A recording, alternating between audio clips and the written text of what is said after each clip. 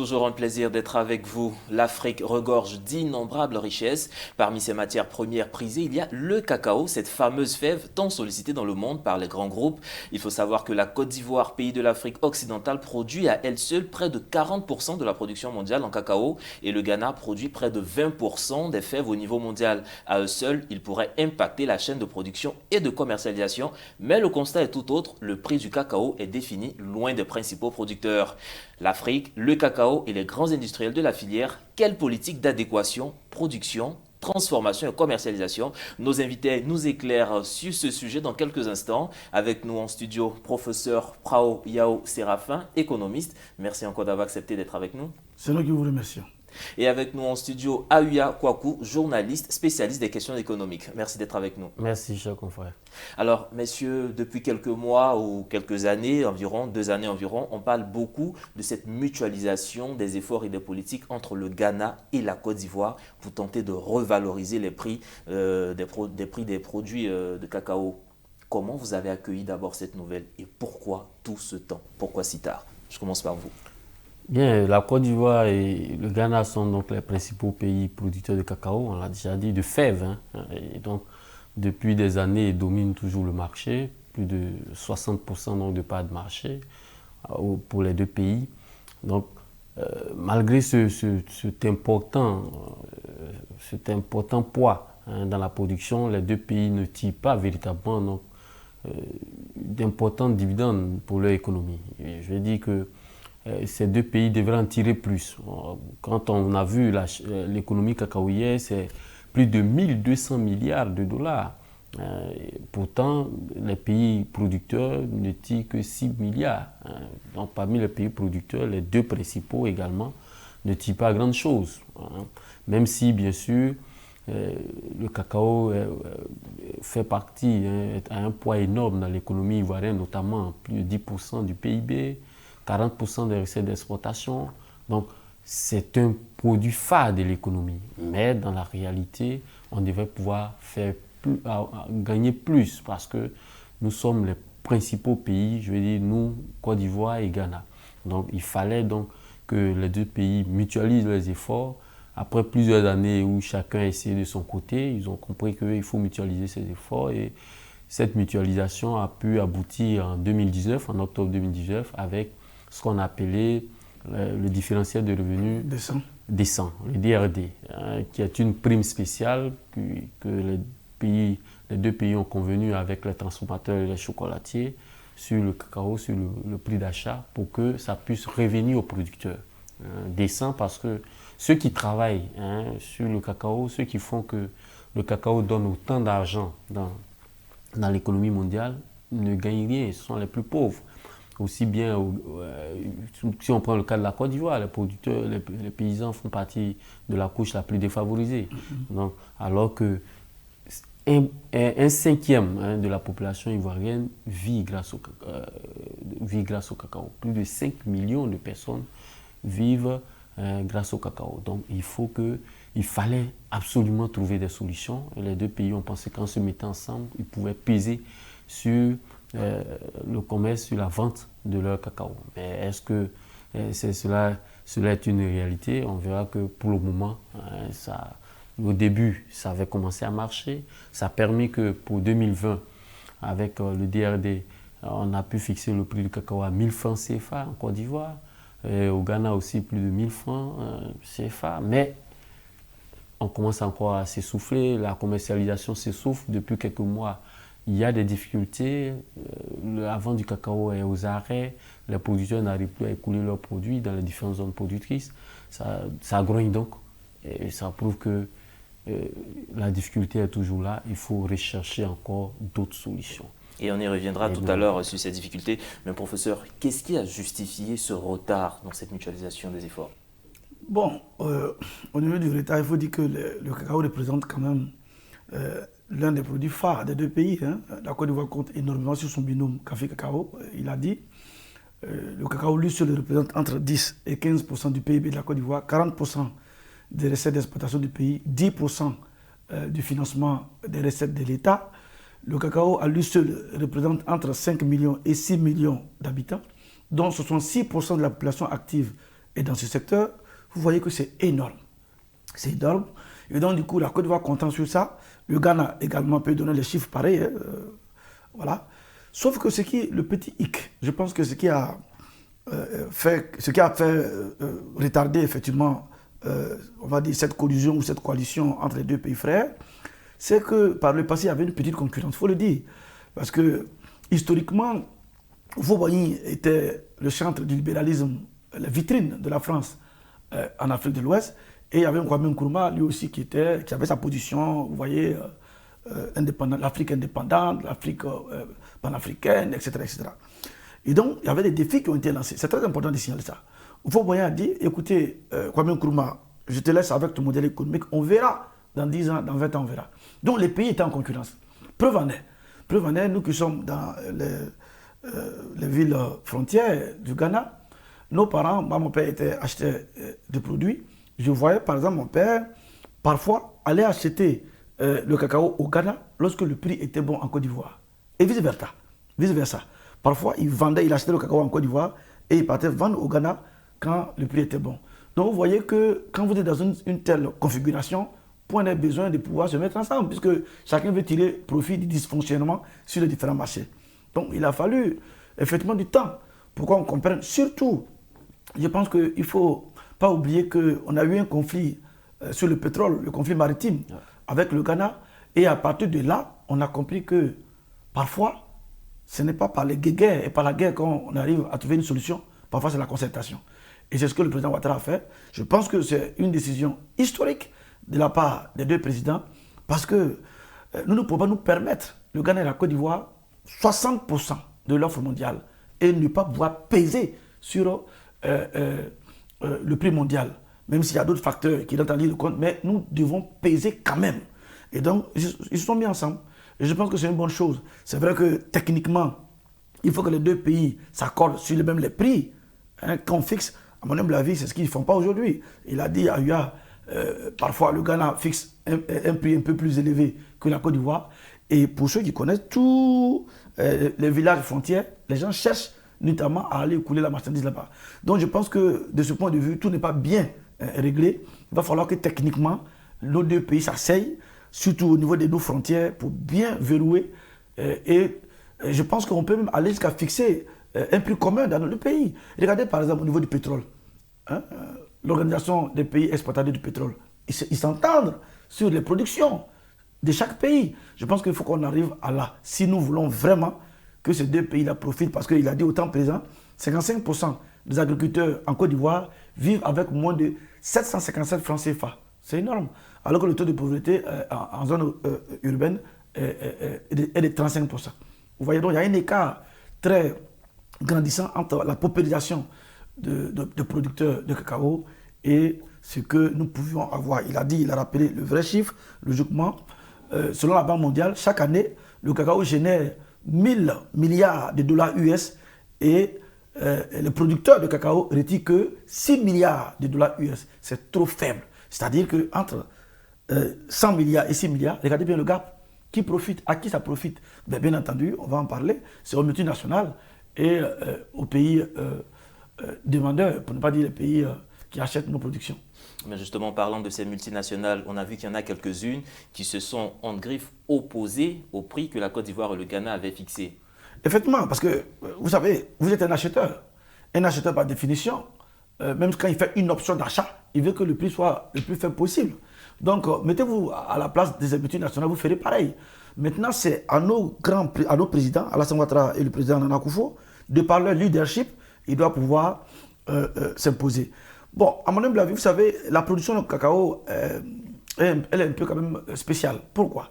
Parce que le prix, c'est l'un des rares produits, en tout cas, c'est l'apanage des matières premières, en tout cas agricoles. Le prix dépend de la production courante et des stocks. Or, nous, on n'a pas de capacité d'entreposage. C'est maintenant que le projet est né en Côte d'Ivoire pour pouvoir créer beaucoup plus d'entrepôts et stocker. À mon humble avis, il aurait fallu, effectivement, en amont, mettre en place toutes ces dispositions-là avant de pouvoir imposer nos points de vue aux multinationales. Parce que le président lui-même sur ce plateau. On a dit, vous nous avez invité une fois, nous avons débattu là-dessus. Est-ce que l'ultimatum du président Ouattara pouvait tenir? J'ai dit non.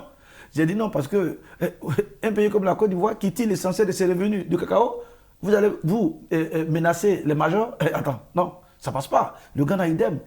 À mon humble avis, il aurait fallu par exemple que les deux pays mettent une politique de construction d'entrepôts et à partir de là, parce que vous voyez, il l'a fait en 1985 où il a dit je ne vends pas mon cacao parce que vous nous avez trop volé.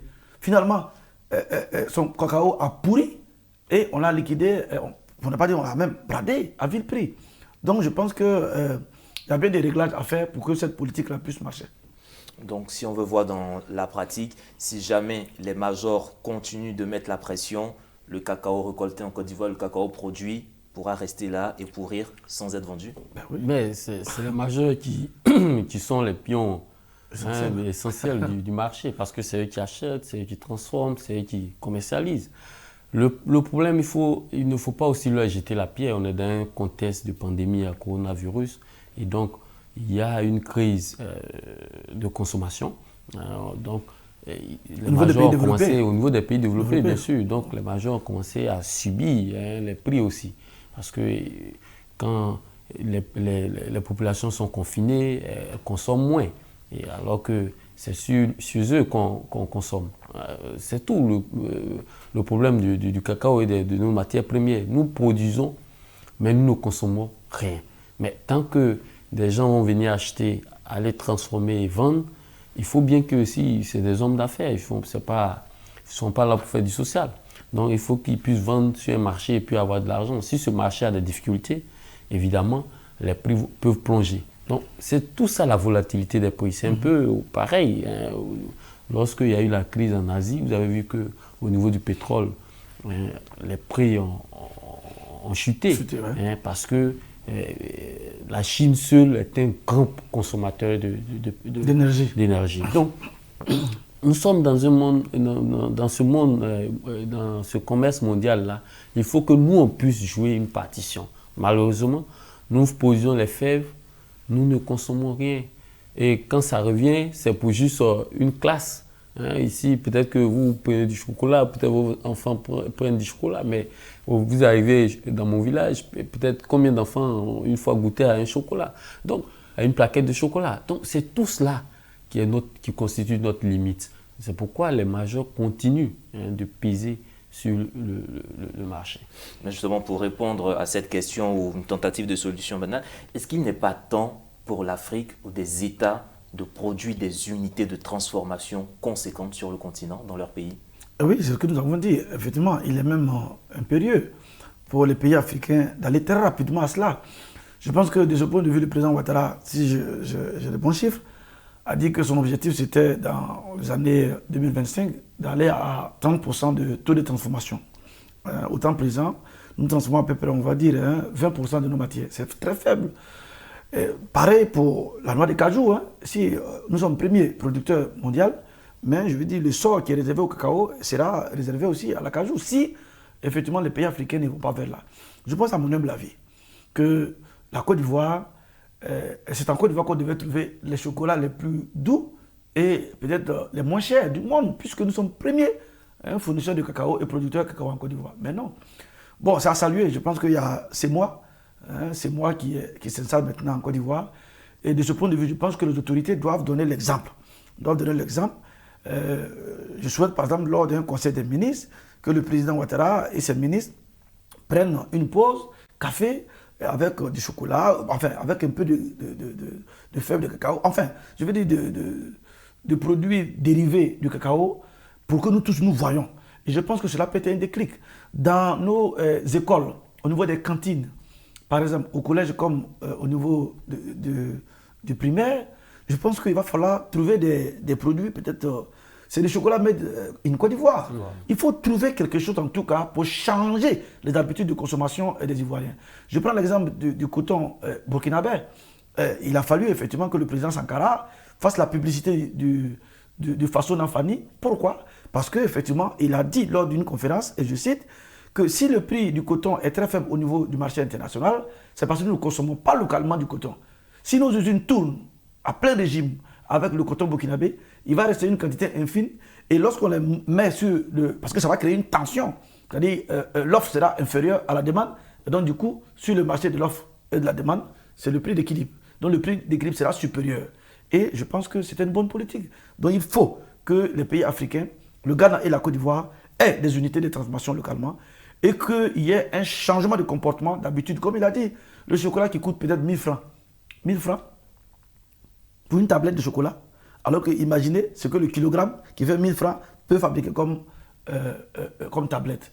Donc quelque part, nous sommes vraiment désavantagés dans cette affaire. Donc il faut forcément que nous allions aux unités de transformation, le changement d'habitude et que l'État aussi diversifie un peu les bases de son économie. Parce que les majors dont on parle, pourquoi est-ce que les majors, quand les majors font une pression sur l'État, pourquoi ça marche? Ça marche parce que le major sait.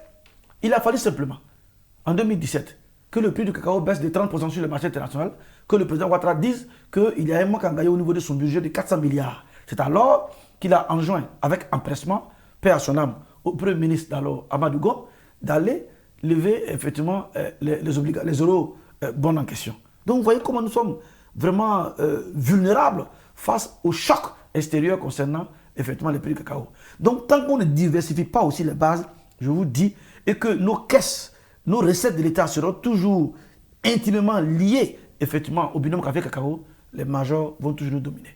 Et on a un exemple un peu avec la Côte d'Ivoire. On a vu que peut-être la transformation sur place allait poser problème parce qu'il n'y avait pas assez de consommateurs. La Côte d'Ivoire, au temps du président Laurent Gbagbo, avait initié d'utiliser une entreprise de transformation aux États-Unis parce que là-bas, le marché de la consommation était déjà établi, était déjà prêt. Est-ce que ça, c'est une solution? Bon, on a vu que dans la réalité, le résultat a été très négatif parce que d'abord, le choix de l'usine, ce n'était pas une usine qui était en bon état. Ensuite, l'investissement n'a pas porté de fruits.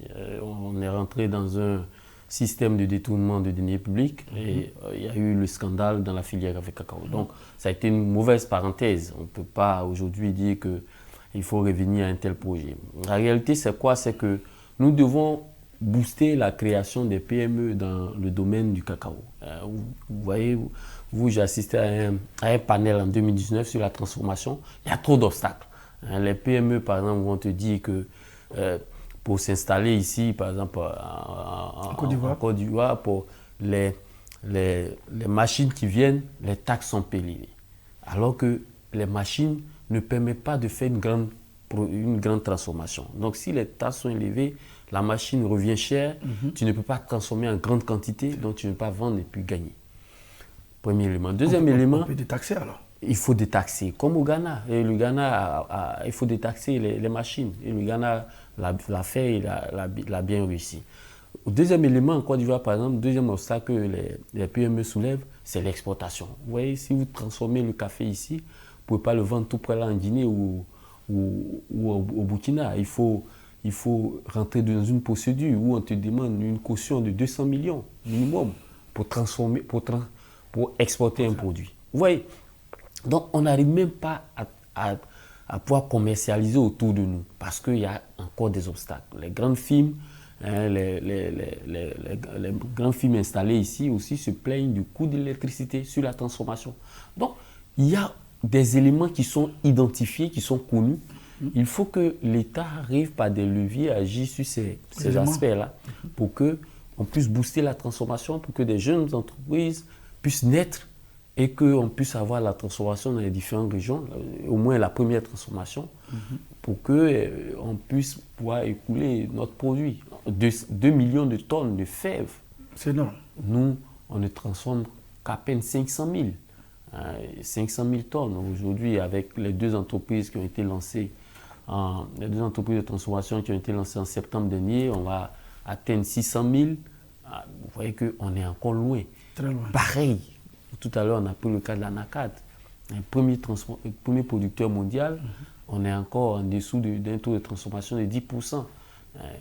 Alors qu'on avait de grands projets, on voulait créer des unités dans chaque région, ça piétine.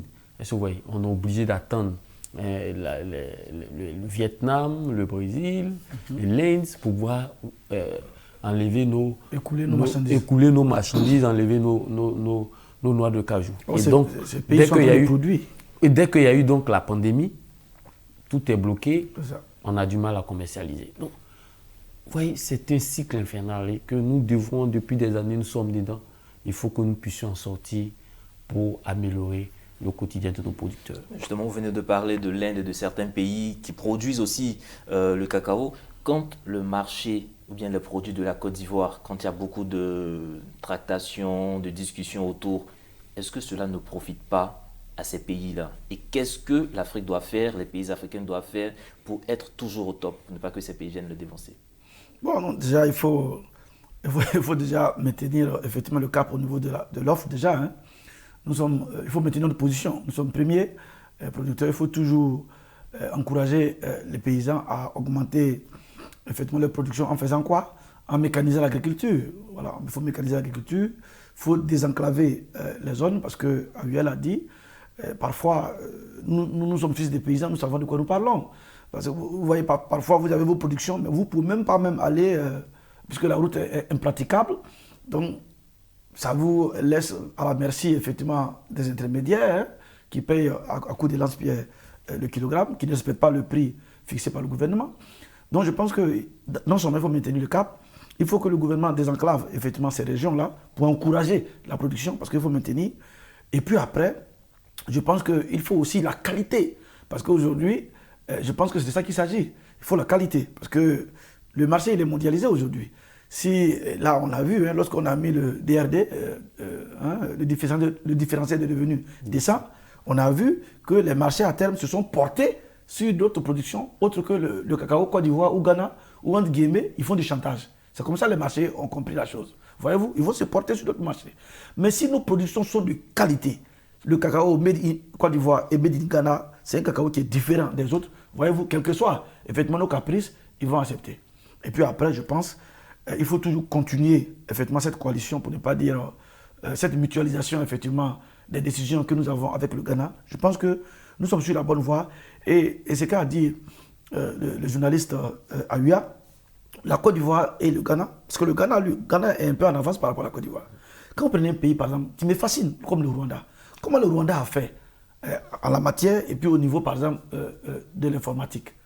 Quand vous voulez promouvoir, effectivement, un secteur donné, vous détaxez.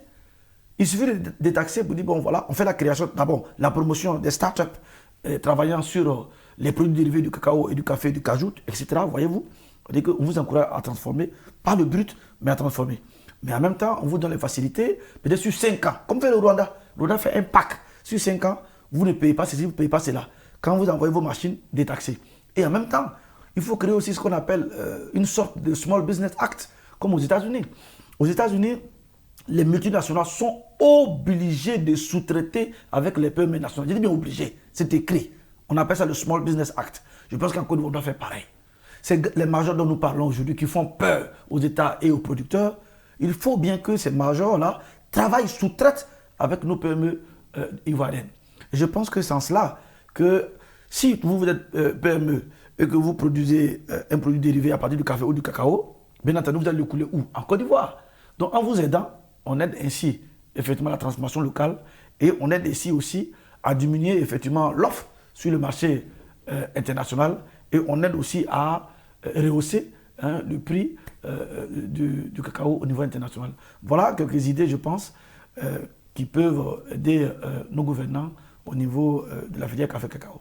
En tout cas, bien synthétisé pour de meilleures perspectives du cacao. Ahuya, on va terminer rapidement avec vous sur cette question. On parle beaucoup des fèves de cacao, mais le cacao, on peut en tirer plusieurs produits à partir des eaux dérivées, la cabosse pour l'énergie renouvelable et autres. Est-ce que tous ces maillons de la chaîne sont véritablement exploités en Afrique? Non, pas du tout. C'est la même chose au niveau des noix de cajou. On fait beaucoup il y a beaucoup de dérivés de l'amande, mais il faut pouvoir transformer. C'est pourquoi nous devons commencer par la base, en dehors des solutions proposées par le professeur Pao. Aujourd'hui, vous voyez, on n'a même pas une école de cacao en Côte d'Ivoire. Ça devait être ce qui est naturel. Ouais. Quand on va parler des spécialistes, vous allez trouver des gens qui disent qu'ils sont spécialistes de cacao, qui sont dans d'autres pays. Mais nous vivons le cacao, nous, on produit chez nous. Donc, il faut commencer par la formation. Il faut qu'il y ait des écoles dédiées même au cacao, aux différentes filières. Et même, je vais dire, à toutes les chaînes, hein, la production, la transformation. Ensuite, il faut qu'on arrive à un moment où le producteur n'est pas un simple producteur de fèves. Il faut que le producteur commence déjà avec des unités, des petites unités, déjà semi-industrielles, ils font la petite transformation. C'est ce qui se fait en Asie. Il fait que ces pays-là, dans ces pays, les producteurs ont des moyens. Donc, il faut qu'on commence par cela. Il faut que les coopératives puissent être dotées de petites unités, ensuite promouvoir des PME et enfin permettre à ce que ces PME-là puissent exporter dans la sous-région. Et puis, promouvoir surtout la consommation, autant en interne que dans la sous-région. Transformation, stockage, conservation et surtout formation. Beaucoup de challenges attendent encore le monde du cacao en Afrique pour permettre aux pays africains d'avoir leur mot à dire dans le système de négociation du cacao sur la planète. Merci messieurs d'avoir participé avec nous, nous avoir éclairé sur ce point. Professeur Prao Séraphin, Awia Kwaku, journaliste spécialisé des questions économiques. Mesdames et messieurs, c'est ici que se termine cette émission. Agréable suite au programme sur nos antennes.